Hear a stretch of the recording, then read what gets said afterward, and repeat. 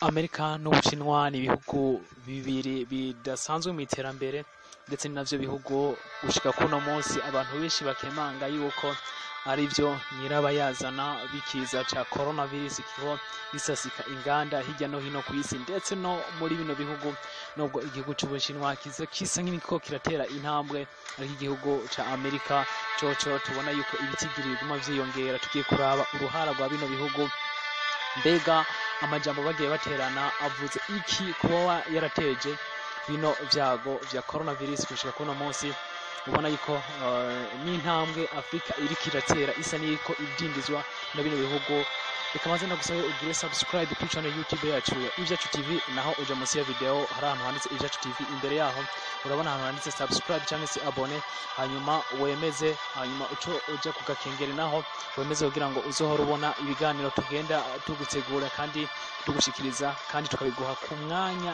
n'igihe ukubwira yuko kuva Amerika ibona uko Ubushinwa burigenza nyuma yuko budatangarije ku gihe yuko coronavirus yatanguye President Donald Trump wo muri kino gihugu yakunze kukemanga imyitwarire y'Abashinwa ari navyo vyatumye gushika kuno munsi interano yahora atanga y'imiliyoni zishika 4 z'amadolari ya Amerika muri OMS asa n'uwakuyemo akarenge noneho Ubushinwa nabwo bukaba bwemeje gutanga ayo mafaranga leta y'igihugu ca Amerika nchase gutanga umuntu akiyumvira ese ni kubera iki kino gihugu ca Amerika biciye kuri Donald Trump yasi gutanga ana mafaranga ariko igihugu c'Ubushinwa kikaba caratanguje intambwe ya mbere yo gutanga ana mafaranga ndetse imiliyoni zishika 30 zose z'amadolari zikaba zimaze gushigwa mu kigega ca OMS kugira ngo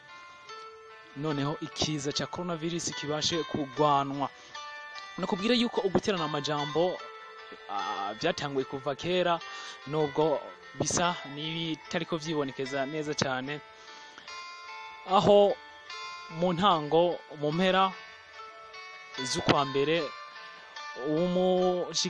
umuvugizi w'ubushikiranganje bujejwe ivyinjira n'ibisohoka ububanye n'amahanga wa leta y'Ubushinwa yagirije Amerika yuko aribo bazanye coronavirus mu gihugu cabo naho hari mu mwaka w'ibihumbi 2019 ndetse yuko kino gihugu atari cyo cyatanguje coronavirus ibi ni ibintu byasa n'ibitangaje cyane mugabo bidatangaje nubwo leta zunze ubumwe za Amerika yoyo iguma ishimangira yuko igihugu c'Ubushinwa ari cyo cyarangaye mu bijanye na laboratoire yi Wuhan yuko arico cyatanguje ino virus musanzwe Wuhan sanzwe hariho Wuhan Institute of Virology isanzwe ipima canke igerageza ibintu bijanye n'amabakteri kugira ngo ingwara ziciye mu dukoko duto duto zibashe kuvugwa canke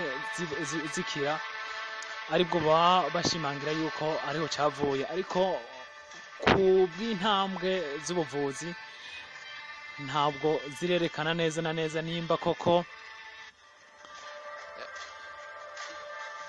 coronavirus yoba yaratorotse laboratoire nubwo bamwe n'abandi bemeza yuko kino gihugu c'Ubushinwa atari ivyo gusa ahubwo aruko basanzwe bajya udukoko na cyane uduhungarema aho uduhungarema bamaze gupima basanze ibice 96% vya coronavirus busanzwe buyifise mugabo tuno dukoko tuduhungarema bano Bashinwa usanzwe bakora abantu bakunda inyama cyane baba baraturiye hanyuma tugatangura kwanduza abantu uretse yuko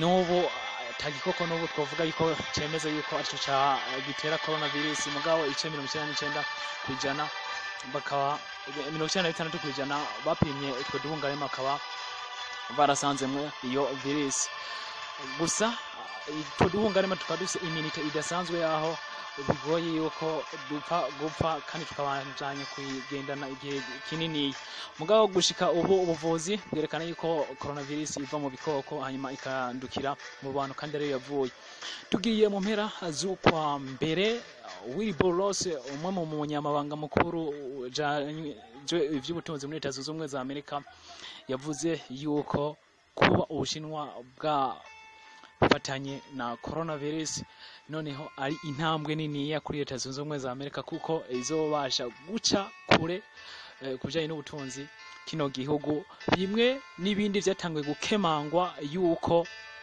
noneho leta zunze ubumwe za Amerika arizo zateye ibibazo koko kino gihugu ca Amerika c'Ubushinwa kugira ngo ubutunzi budekrine canke buje hasi hanyuma leta zunze ubumwe za Amerika ibandanye ija hejuru kujanye n'ubutunzi. Ibi ni bimwe mu bica biza bishimangira nkuko nabikubwiye Zhao Lijiange umuvugizi w'ubushikiranganje bw'ububanyi n'amahanga w'Ubushinwa yavuze yuko ari leta zunze ubumwe za Amerika ziba zarazanye ikiza ca coronavirus mu Bushinwa nubwo muri ivyo bihugu vyose atana kimwe gishimangira canke kivyemeza neza yuko arico cyateje ibiza vya coronavirus muri kino gihugu. Mugabo uko biri kose nuko leta zunze ubumwe za Amerika ndetse n'Ubushinwa kugeza kuno munsi mumaze gutera intambwe iboneka mu kugwanya kino kiza nubwo na leta zunze ubumwe za Amerika nazo nyene zitari hasi ariko zitari hasi nubwo ibitsigiri bibandanya birumurengera. Iyindi twovuga indi teori iza cyane ni yuko umugwizatunga Bill Gates abifisemwo uruhara mu ikwiragizwa ndetse n'ibijanye n'ino coronavirus kuko yasanzwe yari yarabivuze imyaka 5 yose yari iheze aho mu kiganiro yakoze muri TED Talk uno mugwizatunga adasanzwe muri leta zunze ubumwe za Amerika yavuze amwe mu majambo asa n'ayatangaje ndetse byasa nk'integuro ya kino kiza ndetse ariho banavuga yuko ari we yatanguye canke yoba yaratanze amafaranga atabarika kugira ngo kino kiza gitangure gushika muri kino gihugu c'Ubushinwa. Kumbure reka abantu mutabizi tugende nano majambo uno mugwizatunga yavuze kaba hari muri TED Idea Wealth Spreading aho yavuze ibintu bikomakomeye akaba yari umutumire w'ikirenga Bill Gates.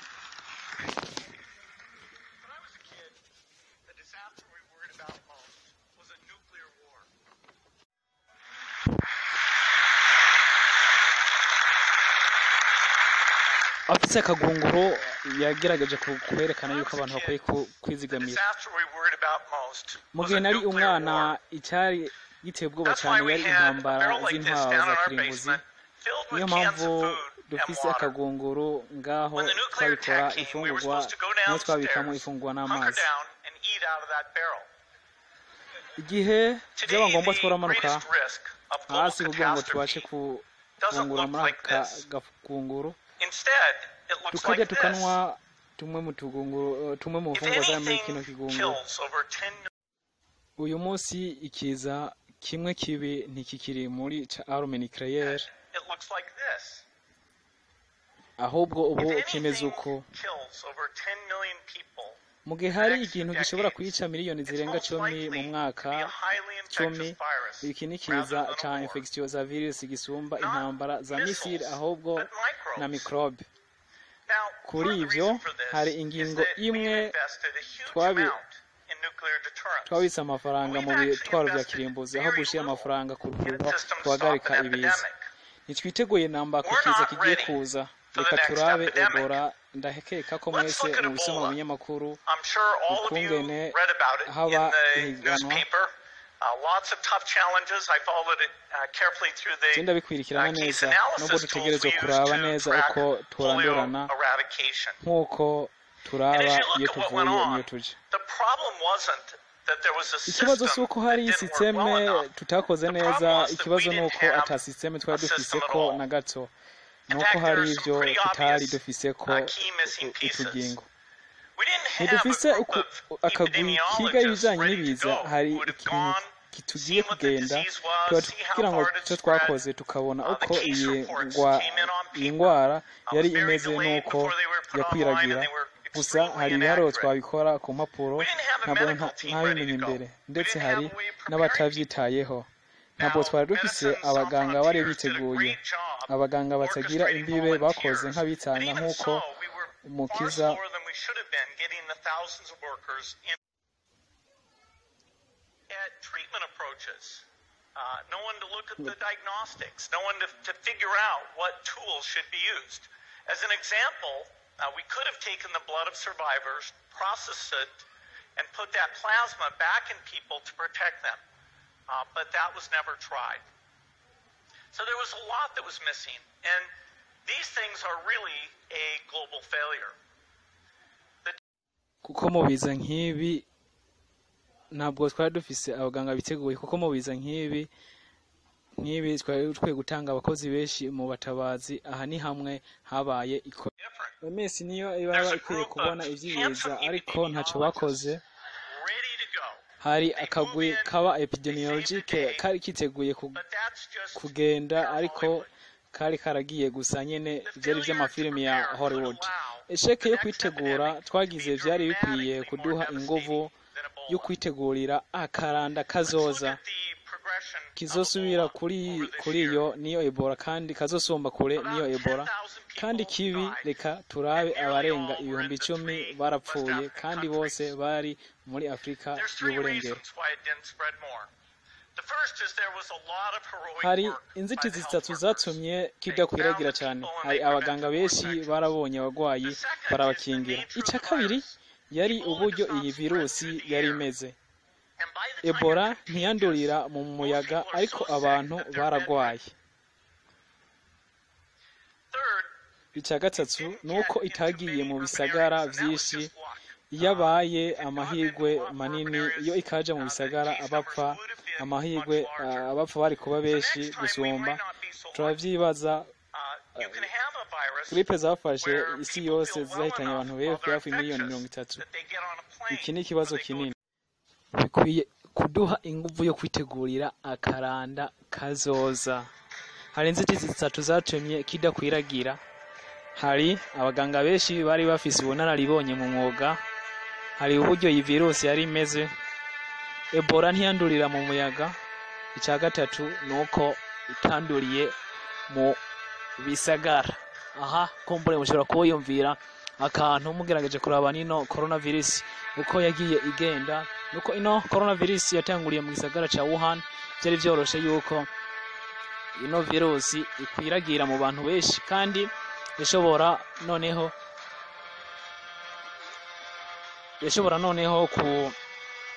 kwandurira mu muyaga nk'uko yabivuga. Iyi tuyifate nk'imburi canke se tuyifate nk'uko byariko birategurwa. Ariho rero bamwe n'abandi bashimangira yuko uno mugabo Bill Gates, umuhegwe canke umutunzi mpuzamahanga, ashobora kuba ari nyuma ya bino bintu bakoze ino virusi, nubwo gushika kuno munsi umuti utaraboneka canke se atarawurekura nk'uko bamwe n'abandi bavuga ati niwe ariko aratinza ibintu. Kumbure umuti urashobora kuboneka. Kumbure turaza kubigaruka ko mu ijambo aheruka kuvuga, aho avuga kubijanye na zimwe muri virusi canke se umucokogwa kugira ngo virusi ihagarare ya coronavirus. Ariko hagati ngaho reka tubanze tukubitere gatoyi ku ruhara rw'amareta. Gushika kuno munsi ibihugu vyinshi biriko biragerageza gukora urucanco canke se vaccine y'ino virusi, nubwo batarashika aho bikenewe koko yuko barutora. Aha harimwo nk'Ubushinwa bamaze kuba bagerageza ku bantu, harimwo Ubwongereza baheruka, ndetse na muri Amerika, aho se bakaba bamaze kuba bagerageza kurugerageza ku bantu, nubwo bataratora ukuri gukungene ishobora kuvura. Kiretse muri Afrika aho twamaze kuvyumva President Andry Rajoelina avuga yuko noneho urukingo rwa coronavirus bamaze kuba barutora, kuko ibi akaba yarivugiye kuri televiziyo y'igihugu ca Madagascar, aho yavuze yuko biciye ku bushakashatsi bwakozwe n'ikigo Institut de Recherche Malgache appliqué bashoboye gutora umuti ndetse n'urukingo rwa coronavirus muri kino gihugu. Gushika kuno munsi abantu 122 gusa nibo bamaze kuba bandura ino ngwara ya coronavirus, naho ata muntu n'umwe arapfa. Umuntu agagira anashimira cyane uruhara bw'uno mu president ndetse kuba yaratoye kano kagwi ko kwiga ibijyanye n'ino virus. Kumbure ni ibintu bidasanzwe mu gihe Afrika abantu benshi bibaza yuko ataho yoshika. Nubwo biruko bikiri ku giti cya Artemisia mukumva yuko yamaze kubikora, ndetse n'abandi ba president bo mu bihugu tukavuga nka Maxar, Salva Kiir cyangwa se Tshisekedi bagize icyo bakora, baranamushimira ku kigoro yagize ko kuhasha canke kwiyumvira yuko Afrika dushoboye. Tukanagiraho tuvuga duti tunatera intege uno mu president n'abandi bantu bakora ubushakashatsi biciye, tutavuga yuko igikura ari kurondera kurindira abagisidanto canke abanyaburayi canke abanyamerika kugira ngo bazane urukingo, ahubwo bonyene biyumvira ati ni vyiza yuko dutera iyambere kugira ngo ikino kiza cha coronavirus tukituze. Nubwo biruko OMS yabateye uw'amazi, aho avuga ati mwebwe namba nta rukingo mufise. Bimwe mu bintu byabajije cyane abanyafrika ndetse n'abantu benshi kungene igihugu gishobora kuba kigerageza kuvuga yuko cyakoze urukingo, ariko abandi bagahakana yuko ata ubwo barufise. Kino gihugu rero president wa kino gihugu André Rajoelina yarahejeje kuba afatisha canke abwira abanyagihugu bose yuko bategeza kwihereza kino kinyobwa cyahawe izina rya COVID organic. Mbere akaba ari nawe yatanguye kukinwa kugira ngo abereke yuko kino kinyobwa ari kinyobwa cyo kwihereza kandi ivya seriya pana ivyo gusinata. Abantu nubwo bakomeje bavuga, umwe mu bantu begere cyane ubutegetsi asa nko basubije, anasubiza na OMS, anasubiza n'amahanga, aho yavuze ati president wacu kuba yaratangaje umuti ukinga ukongera ukavura, kuki mwumva ishari ni uwacu ukora, nimba uwacu ukora ni mukore gwanyu, nimba utavura harura impfu ziri iwanyu, natwe tuzaharura izacu. Ntibikenewe ko tubagisha inama kuko imodoka ipfuye muri Madagascar ntiturindira pièce iburaya ko zivayo canke Amerika, turavyikorera uko dushoboye. Igikuru nuko umuduga ugenda. Aya namwe mu majambo umwe mu bategetsi begereye cyane André Rajoelina yavuze, ndetse ashimangira yuko kuba barakoze igikorwa, barateye ya mbere kuri kino gikorwa bikogereta canke baticuza, ahubwo abanyaburayi bokora ivyawo. Mugabo umuntu aca ashobora kwiyumvira, ese ko OMS yahakanye kino gikorwa Margashe yakoze batanafashe n'ibipimo, ese yaba Amerika, yaba Ubushinwa, yaba Ubufaransa canke ibyo bihugu byose biri muri G20 byafata ijya ngingo, hakabaho umwe atangaza ijya ngingo, hari gufatwa iki? Aha niho umuntu wari wese aca yiyumvira, iyo nka President Donald Trump afata ingingo akavuga byari kugenda gute, yaba Xi Jinping wa Republika y'Ubushinwa atangaza ibi byari kugenda gute? Ibi ni bimwe mu bintu umuntu ashobora kwiyumvira, nuko kino gihugu mu gihe cyo kwemezwa, uno muti wo kwemezwa bokora amacupa menshi kandi ashobora gushika kure, noneho igihugu kikisononora. Ni hahandi bakubwira yuko umuntu wo hejuru gihe cyose yama ari hejuru, hasi nawe akamari hasi. Mugabo uko biri kose nuko bateye intambwe ya mbere kandi ari ikintu ciza cyane leta ya Madagascar yakoze, nubwo bamwe n'abandi batubibona kumwe. Mugabo kumbure ni imvuzi nyingi inyuma z'ubutunzi, kumbure nta gihugu giterera amafaranga makeyi gose cyo tora umuti, noneho OMS kaza kuwemeza mu gihe hari amalaboratoire miliyoni zishika 70 ziko ziragerageza umuti mu bihugu bitandukanye. Izi zose akaba ataco zirashikako. Tedros akaba rero yarahakanye yuko atamuti uriko leta ya Madagascar bifise.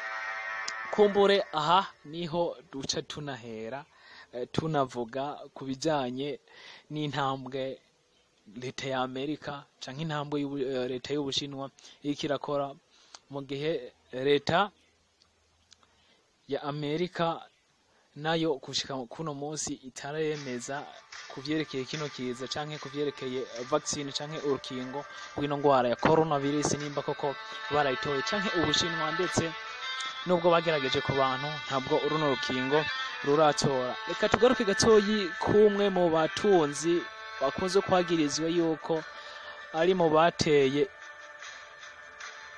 intege canke mu bateye ukuboko amashirahamwe akora ibijanye n'amavirusi ariwe Bill Gates ko yoba yarakoze virusi. Mbega wewe abona ingingo izahe zofasha koko isi mu bijanye n'urukingo rwa coronavirus canke bino bihe? Mbega wewe abona gute urukingo ruzogugwa angahe? Reka tubanze tugaruke kuri interview yakoze ku itariki 15 z'ukwezi kwa kabiri muri no mwaka wa 2020, aho yayihaye televiziyo y'abafaransa France TV, ariko igice gikorera muri Washington. Kumbura reka tugende gatoyi igihe cyose mbyuka nkasanga ibintu byarahindutse, nkibaza ati ibi ni bikise vyabaye. Mu gihe yabazwa ati nizaye impungenge ufise nimba abajanye n'ubuvuzi ataco bakoze, Bill Gates yishuye ano majambo ati nivyo isi yose ntibonera iki cyorezo umwanya umwe. Ubushinwa nk'akarorero babonye ubwa mbere, niyo mpamvu buriko bufasha ibindi bihugu mu kubuha ibikorwa n'ibikoresho vya nkenerwa. Ubu Uburaya na Amerika nabwo bigezweho ku rugero rukwiye. Twemeye tukaja hamwe, ndizeye ko ibitigiri by'abanduye bishobora kuba byagabanutse muri irici, naho rero ibihugu bitunze gufata iminwe ibijanye n'ubuzima. Icyumviro canje nuko igihe hakozwe ubufukamunwa bwinshi ndetse na ventilatere, ndizeye neza ko bitofasha igihugu kimwe, ariko ko twobandanya dukomeza twiyubaka n'ibihugu bikiri mu nzira y'amajambere tukabiha, kuko navyo birakenewe kuturusha.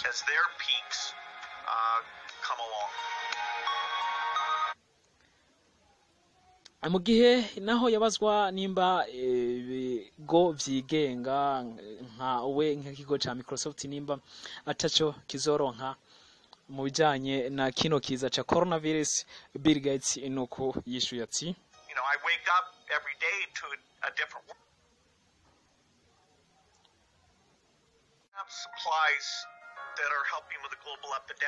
iyo ufise uburyo bwotuma ufasha guhagarika iki kiza, ntabwo wogifata nk'inzira nk'isoko ry'ukunguka.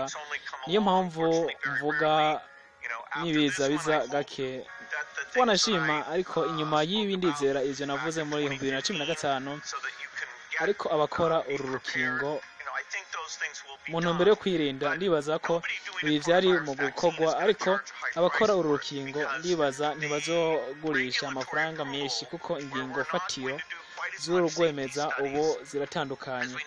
Uko twoshiraho uburyo bwo kwirinda, tuzokora neza, vyodusabira indemnisation y'agafaranga atari kenshi. Niyo mpamvu mvuga ko ibigo vyigenga nta nyungu nyinshi ngaha ziriho, gusa bazoshiramwo ukuboko, kandi ibi bizoshimisha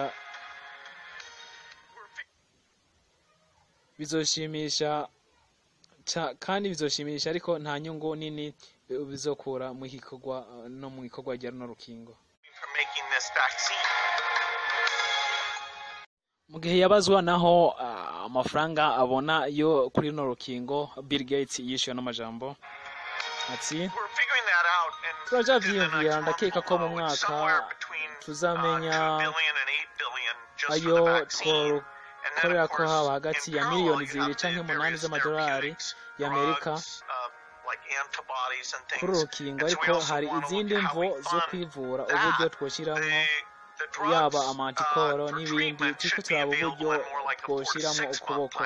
uburyo twoshiramwo ukuboko n'imiburiburi imiti ivura ishobora kuba yarabonetse millions of mu mezi dollars of nk'abiri cyangwa loss, atatu aza the ndakeka idea ko that amahera even tens of atoba billions would inzitizi have to kuko go into ibi this seems like birihutirwa the ndazi most obvious thing to iyo mvuga minimize the amamiliyoni n'amamiliyoni incredible health and economic damage that atakara y'amadolari we're all iki experiencing. n'icyiyumviro cy'uko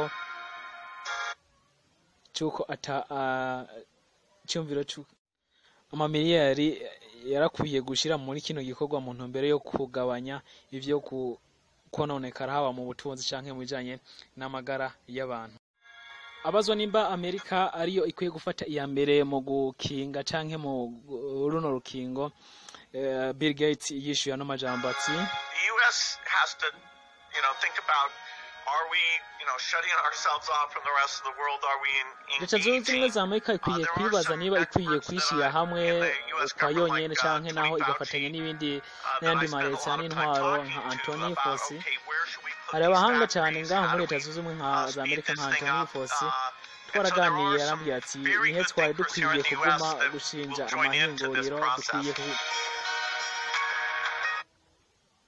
dukwiye nyabona gukora gudutse. Hari n'abandi benshi bafise ivyiyumviro aha muri Leta zunze ubumwe za Amerika bakwiye gushigikira iyi processes. Mu gihe naho yabazwa nimba dukwiye gukora gutse muri ino gahunda ya guma mu rugo, Bill Gates na yishuye ati well, it's a complete change to be at home most of the time, doing lots of video meetings muri gahunda ya guma mu rugo nihinduka ry'imibereho nanje natanguye kumenyera. Ndayaga na timu yose ya Microsoft biciye kuri video, ariko biragorana ku bantu nyene baba basanzwe bibana.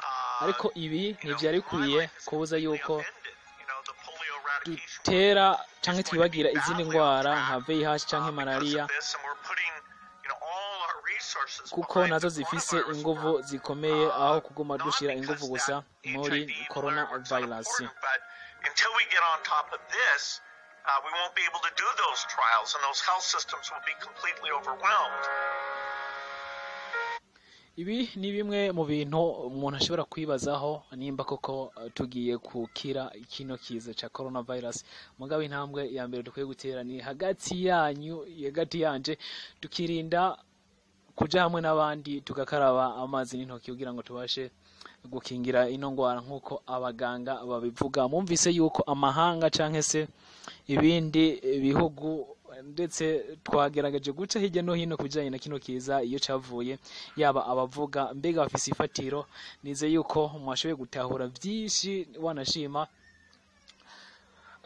nkuko OMS nkuko ONU ibivuga, amahanga yarakwiye gushira hamwe aho gutanako inkubire nkuko Leta zunze ubumwe za Amerika n'Ubushinwa biriko biratanako inkubire mu bijanye no gukinga kino kiza ca coronavirus, ahubwo bagashira hamwe ndetse n'amahanga ushoboye wari we wese hano mu Burundi canke hanze y'igihugu.